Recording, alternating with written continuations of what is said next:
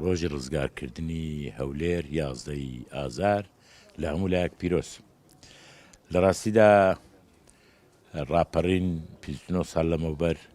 بەرهەمی خەباتی چەندین ساڵەی خەڵکی کوردستان بوو. قۆناغ بە قۆناغ کەوتن و هەڵسانەوە، پاشانیش پەنگدانەوە و کەڵەکەبووی ژمارەیەکی زۆر لەو ناحەقی و قەدرانەی کە لە خەڵکی کوردستان دەکرێت و لە خەڵکی عێراق دەکرا بووە سەبەبی ئەوەی کە لە بەهاری ساڵی 1991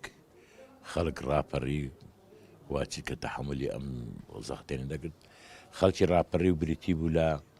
بەتایبەتی لە شانە چەکدارەکان، لە ڕێخستنەکانی نەهێنی،